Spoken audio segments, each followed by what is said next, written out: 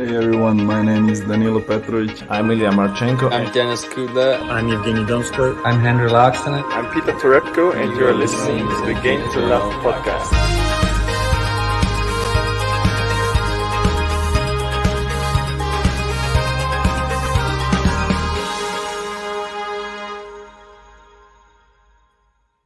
Hey, welcome back, tennis fans. Here we are. We finally made it. It is sort of the end of the tournament, only for the women so far. And that's why we're here to cover the women's final preview. And both of the women got there in pretty comfortable fashion in their semi-finals, didn't they, JG? Yeah, two women on top form, unbeaten in 2022. Should be a good final. Not the final I was expecting. Well, half of it anyway. I thought Barty was always going to get there, really. There's so many people as well who picked her to win the event. I think she was 50% picked on our overall GTL bracket. So well done to everyone who, well, at least had her going to the final, unlike me, who had Osaka knocking her out. But Danielle Collins, more of a surprise package. I don't think many people had her winning it or going to the final. And she's just played so well. Ever since she touched down in Australia, she's been powerful, consistent, and ruthless, really. I think that's the three ways to describe her. And I don't know, it's really hard. I know we're going to get into this sort of matchup, but if anyone can, I feel like Danielle Collins can. I don't know what it is, but I think just the way she is, if anyone can do something, surely she can, because she seems to have something a little bit different about her.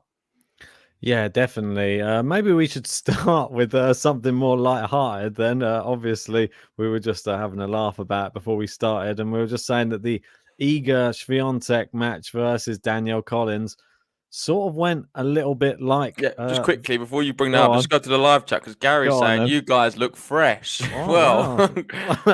Cheers, Gary. I don't feel fresh. I know Ben's tired. I'm tired. It does feel like... It's been a crazy journey, isn't it? Ever since sort of the Djokovic trial, we've not stopped. And when I say we've not stopped, it's been like minimum 3 podcasts every single day with work on top of it. And just, it's been a real marathon, put it that way. I feel like the moment the Australian Open finishes, I'm just going to turn off my phone and just go sleep somewhere on my own. I could do that literally every time I put my head down. It's been a journey, hasn't it, this one?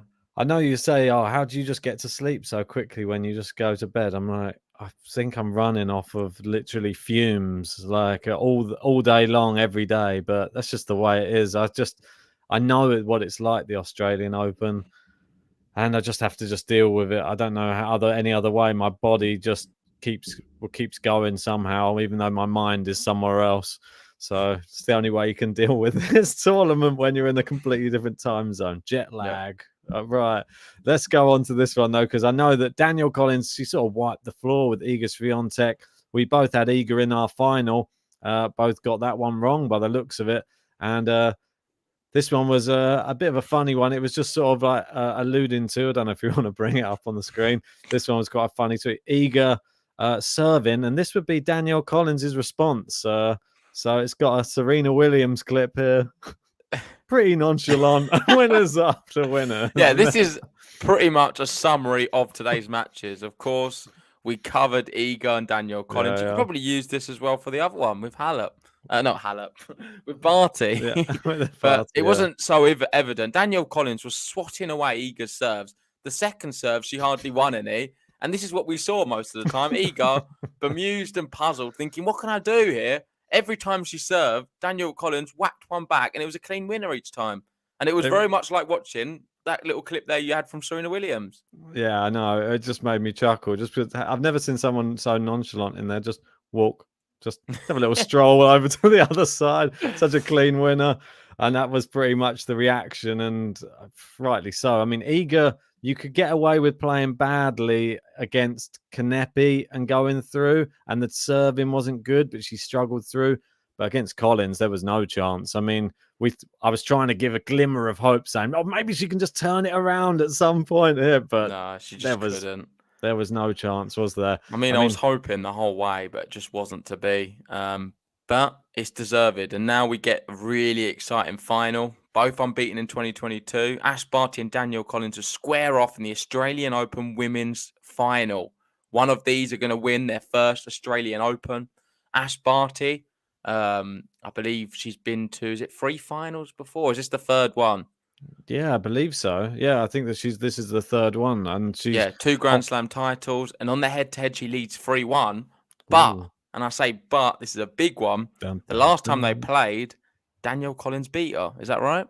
I believe it was in Adelaide as well. I think it was was it last year? And that was the last time they played, which is it makes it quite interesting because you're playing down under, and you're also sort of, it's like playing in her backyard a little bit. And is she going to be in the same mindset? I'm still encouraged, if you're a Danielle Collins fan, of what you brought up in the conversation in the last one, with she's just avoiding all social media. I think that's such a big thing. I don't know why it's a big thing, but I think people's minds are so polluted these days by social media, and it's so easy to get carried away with like the tournament and all of the media around, because obviously we've seen like what with Raducanu, this type of thing. Social media is at the forefront of everything. Luckily, she's 28. She's smart enough, and she's at the right age where she knows what's going to work for her. And it seems to be working brilliantly, I think, in this tournament. Not sure what's going on. She's got the right mental headspace, I think. Perfect. Yeah. No, I agree. And the last time they did play was 11 months ago in Adelaide, and Collins won 6-3, 6-4, 1 hour, 7 minutes. So, well, if there's anything to read into, does that mean it's going to happen again? So it's an opponent Ash Barty has lost to previously in Australia. The thing is with Barty, though, she's just looked amazing. She has. I don't know if you want to have a little look, or I can bring it up, just to some of her sets, because they've just been ridiculous. All of them are sort of 6-1, 6-love, 6-2. Yes, quick, there was. Thundering through matches. So the last one, Madison Keys, which was today, 6-1, 6-3. Before that, against Pegula, we had a 6-love, 6-2. It's like, it's not close, any of these, are they? No, against Anisimova, 6-4, 6-3. Probably one of the more close ones. Georgie, 6-2, 6-3. Well, this one was quite Bronzetti, 6-1, 6-1. It's just... Yeah, I know. It's a demolition job, isn't it? I think this was in response to a tweet that was put out as well, which was all of the sets and how easy they were. There's not even been a tie break in any of them either. Reminiscent of Raducanu at the US Open a little bit. I think better. I generally think better. This is probably, for me, the most dominant I've seen anyone in the Slam. It gives me shades of Ego when she won Roland Garros, Rafa when he's at Roland Garros, Djokovic at Wimbledon. Like, this is the real elite top level we're seeing from Barty. Dominance. Well, yeah, when you see that, serve has been broken once in the whole tournament, which is pretty crazy. And 42% of serves unreturned, breaking serve over 50% of the time. That's a scary prospect for if you're playing Ash Barty right now. We thought, Madison Keys, she's been smashing everyone off the court. Yeah, didn't happen, did it? It just seemed that as soon as it started, Barty was like, I'll just start where I left off in the last match. Boom, boom, boom, boom, side to side. Slices back. Everything's it's just like clockwork. She just gets back on the court, it seems. And I don't see the signs of nerves yet, which is a good thing for her, because when she's playing like that, well, you've seen what she can do. She just absolutely just wipes the court with everybody. It's scary. Yeah, I'm just looking back here. The last time she lost a match, funny enough, was Shelby Rogers in 3 at the US Open. And then before that, the Olympic Games, Saliba's Torma, if you want to count that. But then she went and won all Wimbledon. So, like, when she plays, she wins, let's be honest. She's hardly lost since June of 2021. What I want to sort of go back to is the last time she played the Slam final, which we covered on the podcast against Pliskova. And I remember that one. Pliskova was shocking, really bad. Started the match terribly. We thought she was going to get bageled. And all of a sudden, because the opponent was playing so bad, I feel like Barty brought a level dropped massively in that second set. And there was a weird spell in that second set where the end. It looked a bit shaky. And I wasn't sure if the nerves and the occasion were getting the better of her. Here in Australia, she couldn't serve it out. Here in Australia, I think it's only going to be intensified. It's a home Slam. Everyone's going to be supporting her. Yeah. She's going to feel the weight of Australia sort of on her shoulders. So there could be a moment in this final where she looks around and thinks, you know what? She could blitz the first set, say 6-1, 6-2 or something. in that second set, when she's getting close to actually winning the title, she may start to think, you know what, I'm so close here, and that could get in her mind. And we saw that a little bit at Wimbledon. Obviously, Wimbledon's such a big Grand Slam; it's historic, means a lot to her as well. I think Australia's going to have that extra dimension, and that's where I'm a bit concerned. Just the mental side of closing it out. She could struggle, especially with Danielle Collins. She'll punish you if you make anything. If anything's a bit short or a bit soft and you're scared in your shots, I think Danielle Collins will punish it every time. Well, I think that is exactly the thing. I feel that this final sort of all depends on Danielle Collins. Which one do we see? Do we see one that turns up and's been playing the same tennis that she just did against Iga? Or do we see one that's sort of thinking, wow, this is my first Grand Slam final in front of Australian crowd against an Australian, everyone cheering against me. And she's already angry on the court as it is. I don't know. Like, is that going to affect her? Is that going to get in her head? I've not seen anything to suggest that it would yet, but she hasn't played Ashley Barty yet.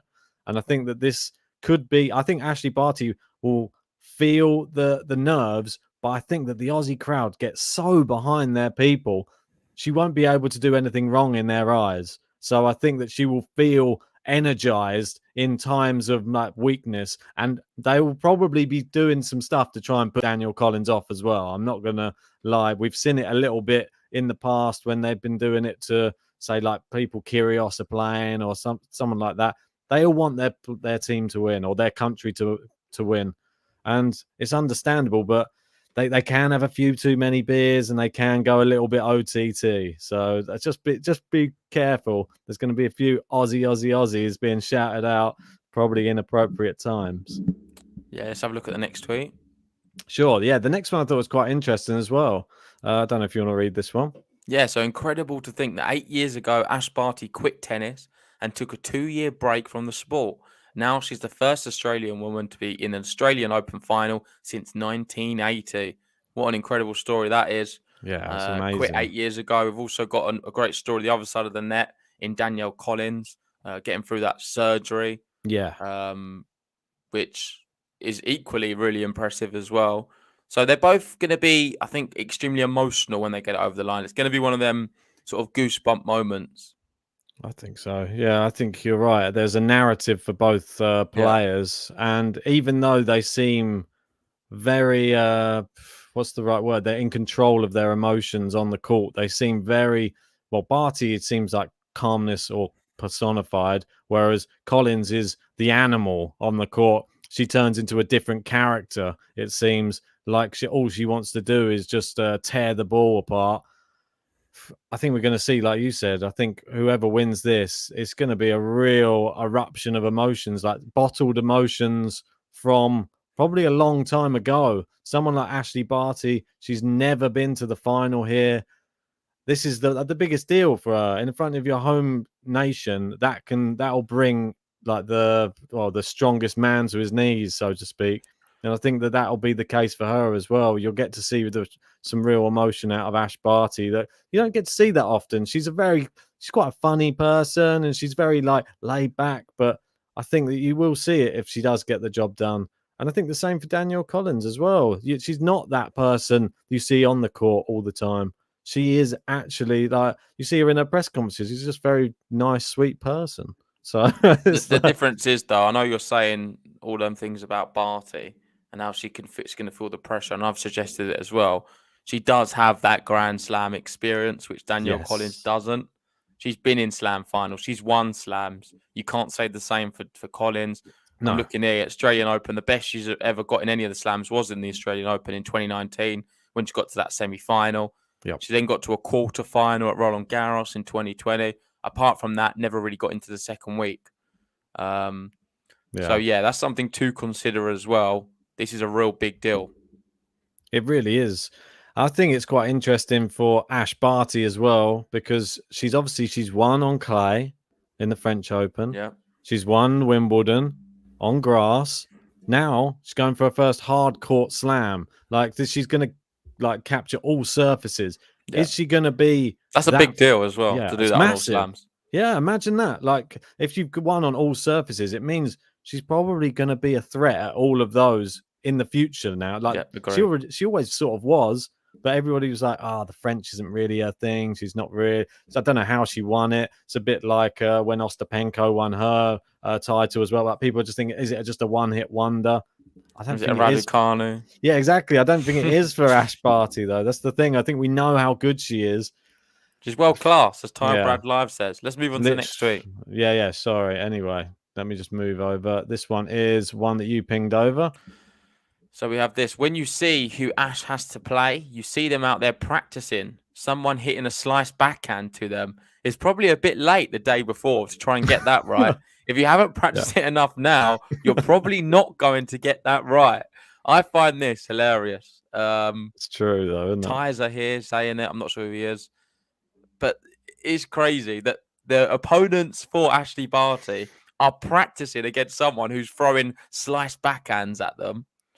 Don't get me wrong, it's a good idea, but it's a bit late, isn't it? I don't think you're going to be able to work it out overnight. And not just that, I would like to see who they've got replicating the Ashley Barty slice backhand, because they must be very good at it. I bet they're not as good as Ash Barty, though. That's what I mean. That's you got the world number, unless you're going to get the world number one there herself to throw some at you just to practice. I don't think you're going to get. That's Barty's coach. Oh, okay. There you go. So, yeah, I don't think it's going to be possible to replicate that Barty's. I've not seen anybody else do it. So, there must be someone who's taught her it. I mean, it's good that you can't criticize it. They're trying. Yeah. But it's not. I don't think it's going to be of much use, is it? Because the way she hits the slice, I've not seen anyone do that. It's so good and so effective. And you know what? I don't think we really saw it today, did we? No. You can't say the slice defeated Key. You shouldn't need the slice. No. So it's like it's a part of her game which she can use when she needs to. She doesn't even have to use it to win. And I think that shows the level she is. Today, what was her best part of her game? I thought it was probably the serve. I think the serve was incredible. Really good. I thought just consistent hits it. She just keeps everything. Do you know the mad thing is, you can watch her next week or the next day, and I'll ask you the same question. What was the best part of Ashley Barty's game today? And it'll be something else, because she is world class. She has everything. There's not really a weakness, is there? The thing that I love about her game so much is the fact that she can play with such like ease. It seems like it's freedom on the court. She'll play it out into your backhand, and then you'll run over to the backhand side, and then you'll get it back. And then she doesn't put him on the lines. She puts it like a foot inside the baseline and also a foot away from the tram line. But it's put with such a nice sort of force that you're always running to that ball. Then you're coming back again. Then she's like, I'm just going to play it on the other side now. Then I'm going to maybe cut the angle a little bit now. She just seems like it's in slow motion a little bit sometimes when Ash Barty's playing rallies. And that's what I like. She makes the game look effortless. And credit to her. That's why she's world number one, I guess. Gary's in saying the slice practice partner Steffi Graf. Well, can't get much better than that, can you? That'd be a good one. Might help her. John Silk's in. Just said. Oh, go on. Sorry. Just got back from a Greek restaurant. A sign?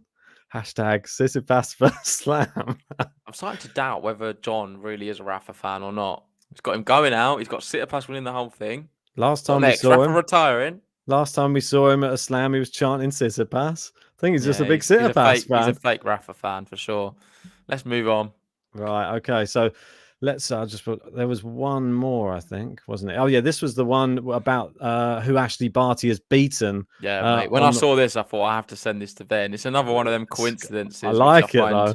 Just bemusing. I don't. Yeah, again, this one you can understand how they found it. It's not so crazy as the last one. But when Ash won Roland Garros in 2019, she dismantled a quartet of Americans: Pegula, Collins, Keys, and Islamova. Fast forward to the Australian Open 2022, and history is repeating itself. She's played Anisimova, beating her, played Pegula, beating her, played Keys, beating her. Final Collins, all she needs to do, beat Collins. She's got the quartet again and another slam. It's bizarre to me that it's the same four as well. How can it be the same four? That to me, it could have been any of the same four in a Grand Slam. It's just. Yeah, it's crazy. And you know what I think is more impressive? Beating the Americans on the hard court rather than on a clay court as well. Yeah, shows that she's improved her level yet again. Ash Barty, I don't know. I've just been waiting for her to realize how good she is in a slam on hardcourt, and that's why I think this surely got to be her time. Surely, unless this girl Danielle Collins. Right, let's have a look at Danielle Collins now because we've spoken a lot about Ash Barty. I thought this was quite an interesting one. Obviously, Danielle Collins, now a top 10 player in the world. We can have a look quickly at the live rankings there, saying she's just pushed into the live ranking top 10. Well done to her. I mean, well deserved. Good company, yeah. Yeah, Fully really deserved. Shout out to Vance for the super chat as well, saying Jason to Cheers. Silk, et tu Brutus. Do you know what that means? No. I know et tu means and you. Yeah, that's the only And bit. you Brutus. Okay. Maybe it's a phrase from some kind of Latin, isn't it? I think it must be from somewhere. We're probably just not in the loop on what that's regarding. This one was quite a nice one. Ben Rothenberg pointing out this Danielle Collins run puts a US woman in the Australian Open final for a third year in a row, following Kenin and Brady. Even more remarkably, Collins follows Brady as a second straight collegiate finalist here, and it's a great testament to the college tennis route. And it's a really good point. I'd love to see that, the college tennis doing well. Yeah, no, it's a really I didn't know that either. I did now thinking about it, but until you've said it, I didn't realize that there has been a few Americans recently. Yeah, Kenyon of course won hers. Brady lost hers to Osaka. Yep. Is it one American wins, one loses? One American wins? No, you can't really say that. But let's see what happens. Yeah, it's certainly. I'm really a big advocate for the whole college scene. We see what's happened with Cam Norrie. Playing in that sort of environment, it's helped him massively, and yeah, I'm all for it. Get an education, play your tennis, and you've always got something to fall back on then as well. Yeah, definitely. I'm not sure that we've got. Sorry, he's popping up again. Yeah, I don't know. I haven't got many other bits and pieces for Danielle Collins on the tweets front. I just wanted to really just speak about her and her run, really, that she's had, because we've spoken about Ash Barty until the cows came home. We need to throw some good light on how Collins has really got here and the style she did it, because I think sort of when she announced herself was that Towson match to me. I mean, we obviously covered it on the I think you could maybe make a point for the one before, Anna Cunha. Yeah. Straight set, she beat Cunha. The score was 6-4, 6-3, so really comfortable. I think that was a real her announcing herself at the event. And then after that, like you say, Towson. I didn't watch it, but I know you and Zach covered it. And I thought that's where she was going out. I think my predictions had Towson beating her. So that is where I was starting to think, Collins is having a good tournament. Then Mertens. I thought Mertens is a bit wishy-washy, not really convinced by her at all. But she was able to beat her in 3. So I was like, okay, fair enough. Cornet, we covered that one. And let's be honest, Cornet is probably, I think she's treading water at this stage. She's got a nosebleed. She's never been into the second week of the slam. It's a brilliant story, but let's be honest, she's not no well beater, and you'd fancy Danielle Collins to win. And then Iga, I don't think she's going to get through Iga. I think Iga's a little bit too strong. She's got a bit more experience at this level. But Collins, yet again, has proven me wrong every single step of the way. And now finding in the final, I think that ties in nicely to our predictions. Because am I going to underestimate her again and she wins? Or am I going to overestimate and she loses? Probably. I feel like that's what's going to happen. Well, it's remember her fighting spirit is all I'd say before you make your decision. That Towson match, she was a set and a breakdown and came back to win the entire thing. Even against Mertens, she was down a break in the final set, came back to win. She's showing fighting spirit. Ash Barty. It's almost like the Leylah Fernandez versus Raducanu thing all over again, isn't it? We got one who's fighting back and winning in 3, and we got the other one who's not dropped a set, and it's been super easy. So not sure what to do. So let's go back to the first graphic. All right, no problem. And then we'll give our prediction. So there's the two ladies in the final. Over to you first, Ben. And before you say anything, no. actually, this is what we're going to do. Ben, in the bracket, did pick Ashley Barty to win the whole thing. I picked Eager. I come close, but I lost. So fair play. Ben won the bracket. He beat me on this year's Australian Open for the women's. The men's still up for grabs because if Rafa does do well, I have a chance.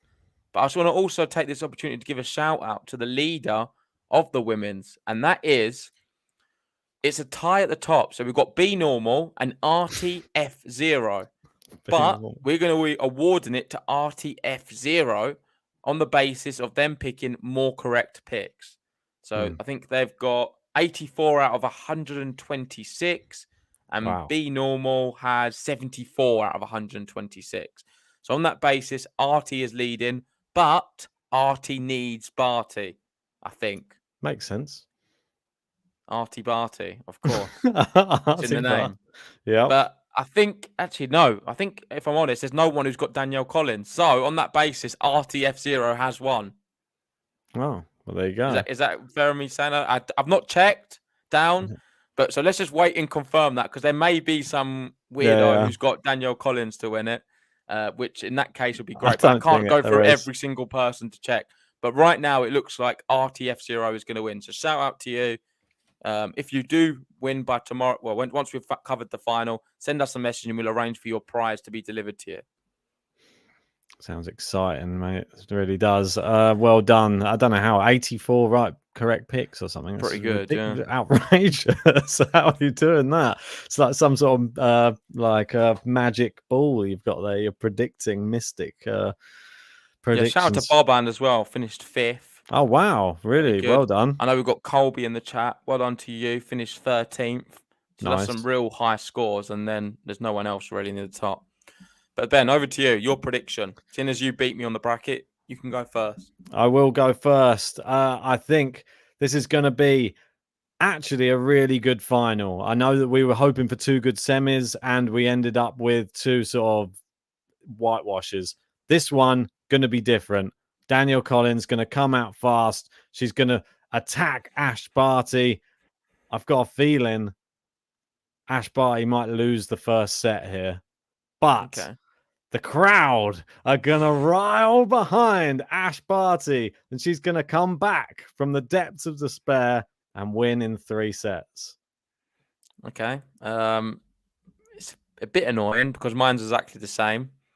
But not the sets. In fact, choose it in the different order then. It is a different order, and that's not because I'm just doing it opposite. My opinion is this: I think Ash Barty takes the first set, just like she always has been, really quick, 6-2. Everyone's thinking, here we go again. It's going to be about 4-4 in the second. Ashley Barty is going to start getting a bit of a wobbly elbow. She's going to start panicking. Ash. The crowd are going to start chanting as if she's won, and Collins is going to find a fire from within, break her. And then the third set, we're not sure what's going to happen. Collins is going to take a break early in the third. No. And then everyone's like, Barty's bottled it. What's happened? Barty's going to win in the third. I think 7-5 or something. Maybe 6-4. I don't know. Super breaker. But yeah, I'm pretty specific with the way it's going to go. So if that does happen, I'm going to clip this little segment and post it everywhere. I like it, though. It sounds like pure drama. And I'm hoping that we get not straight sets and we get the pure drama JG finale that he has. In theory, we have the same prediction. Ashley Barty to win her 3rd Grand Slam, first in Australian Open, first on hard court, and to beat Danielle Collins in 3 sets. Which means she wins in straight sets. Great. So there we go. Yeah, that's it. Remember, we did the same for Raducanu, I think, but this is the same. I went with the same principle there, and then Raducanu just went to straight sets again. So from this principle, if that's anything to go by, probably means that's what's going to happen. But yeah. We've got Matchpoint Canada in the house. How are we doing? Saying great analysis, boys. And he's going with my pick. Barty defeats Danielle Collins 6-4, 3-6, 6-4. So also going for Barty in 3. I think it's a popular one. We think we know Collins is good for a set. I mean, she's proved it time and time again in this tournament, how well she hits the ball. Are the nerves going to get the better of her? That's the one thing we need to see. There's part of me that thinks she's just going to go for it. By hook or by crook, she's just going to be keep going to the well. Bang, bang, bang. Eventually, those winners are going to start flying, and it's going to be enough to grab her a set. We saw what she did against Iga. It was just from the off. She started the match, and she was already hitting winner after winner. My big fear, though, is we could see a little bit of a cagey match where the quality is not so good. And although Barty does win the first set, it's going to be one of what she's littered with unforced errors. That's what the first set. I think it's going to be the other way. I think it's the occasion, all the crowd. She might be like, "Oh my god, this is too much," and then calm down and get in the flow. That's my thought. Yeah, agreed. But anyway, let's wrap that one up. That is our overview of the Australian Open on the women's side. Our final predictions out. We'll, of course, be covering this final Saturday morning UK time. Don't miss it. And then, I believe, followed by the men's doubles. Is that correct? Kyrgios in the men's final. We'll be covering that as well. Here's the graphic. But before that, we do have a massive matchup, which is going to be on in about 5 hours' time. Nadal Berrettini, followed by Tsitsipas Medvedev. Wow. All on Game to Love. Make sure you hit the subscribe button, like this video as well. Hit the bell to be notified when we go live. We still have plenty of matches left on Game to Love, and we're going to be covering them all. We really are. Yeah, make sure you set your alarms if you are in the UK. Set it for 3:20, just so that you've got enough time to get up, make a coffee, open a beer, whatever you want to do. And make sure you join us for that match because it is going to be epic. Yeah, exactly that. Before we go, the last thing I wanted to say is make sure you enter our giveaway to win 2 Roland Garros tickets. 4 days remaining now. You may as well enter. It's free to do so, and you get a chance to win 2 tickets for 4 days over Roland Garros. And here's how. This time we're bringing you a giveaway. Roland Garros 2022. We have 2 grand public tickets going on offer, and you can be part of it. Make sure you are subscribed to Game to Love. And secondly, follow the link to find out all of the ways you can enter. They include following us on Spotify, following on Twitter, joining the Patreon. That's another one where you get a few entries. 4 days at Roland Garros. That could be the final, the semi-final, the quarter-final. To clarify, that is 2 tickets for 4 days at Roland Garros, seeing the very best tennis talent. Yeah, so make sure that you get your entries in by the 31st of January 2022. And good luck. May the best man or woman win. And hopefully we get to see you out in Paris very soon.